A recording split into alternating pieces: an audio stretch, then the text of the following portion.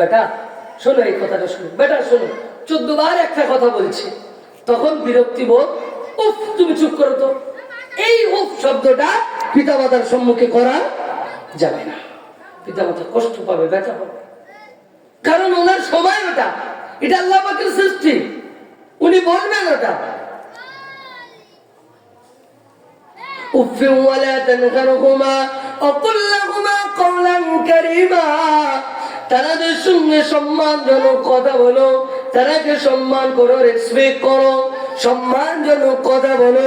কিন্তু আজকে পৃথিবীর জমিনে যুবক পিতামাতার গায়েতে হাত তুলে দেয়। বালিশ মন্ত্রী যখনই ঘরেতে ঢুকেছে, পিতামাতাকে আর চেনে না। বালিশ মন্ত্রী চেনেন আপনারা? বোঝেন কি? কে বলেন তো? বালিশ মন্ত্রীকে স্ত্রী, আপনারা তো খুব ভালো বোঝেন। বালিশ মন্ত্রী যখনই চলে এসেছে আর পিতা মাতাকে চেনে না। একজন পিতা, একজন মাতা 10 জন ছেলে এবং মেয়েকে মানুষ করেছে। 6 জন ছেলে, 4 জন মেয়ে। এখন এই 6 জন ছেলে বড় হওয়ার পরে 6টা ফ্ল্যাট করেছে, কিন্তু পিতা মাতার এই 6টা ফ্ল্যাটে জায়গা নাই। পিতা মাতা কোথায় থাকে?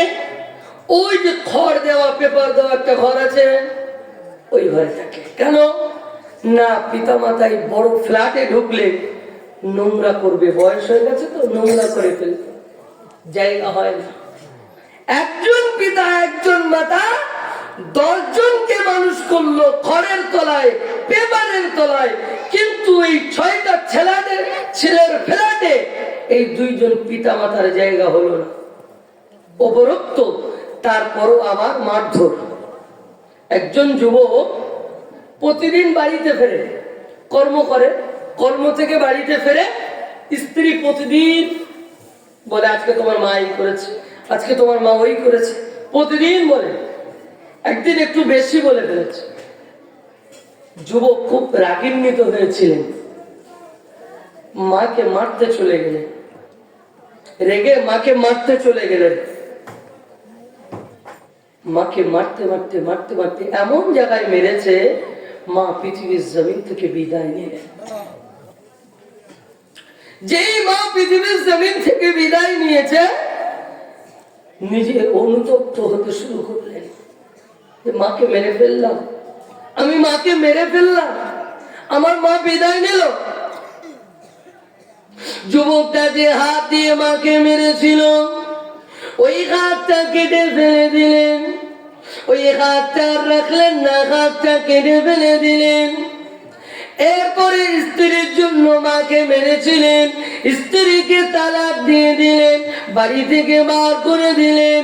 এরপরও মনটা মানে না, আল্লাহ কি আমাকে ক্ষমা করবে, আল্লাহ কি আমাকে মাফ করবে, আল্লাহ কি আমাকে মাফ করবে।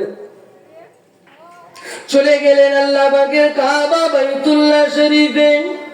আল্লাহ পাকের কাবা বাইতুল্লাহ শরীফের পাশে একটা জায়গা রয়েছে, ওই জায়গাটা ঘেরা আছে, ওই জায়গাটার নাম হলো হাতিম।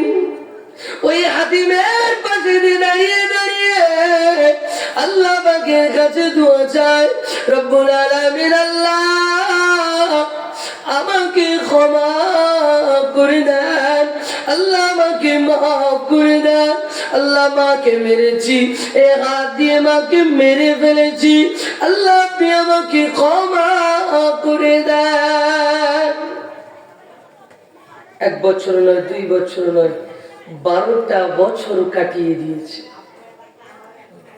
আল্লাহর কাছে ক্ষমা চাইছে। 7 বছর পর পর একজন আল্লাহর ওলি তিনি হজ পাকে যাচ্ছেন আর ওই যুবককে দেখছেন। 7 বছর দেখতে পাচ্ছেন।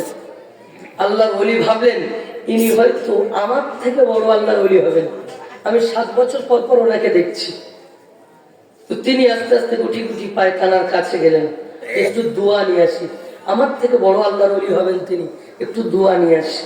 দোয়া নেওয়ার উদ্দেশ্যে একটু আগিয়ে গেলেন, তানার পাশে গিয়ে বললেন একটু আমার জন্য দোয়া করবেন, আমি আপনাকে 1 বার নয় 2 বার নয় আজ 7 বছর এখানে দেখতে পাচ্ছি।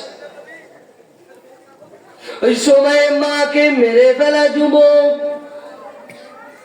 আল্লাহর ওলিকে বলেছিলেন, ও আল্লাহ পাকের বান্দা, আমি কোন নেককার বান্দা নয়, আমি খারাপ বান্দা, আমি মাকে মেরে ফেলেছি, আমি আমার মাকে কষ্ট দিয়েছি, আমি আমার মাকে মেরে ফেলেছি, মা আমার পৃথিবীর জমিন থেকে বিদায় নিয়েছে, আমি আজ 12টা বছর এখানে রয়েছি, আজ 12টা বছর আল্লাহর কাছে ক্ষমা চাইছি, না জানি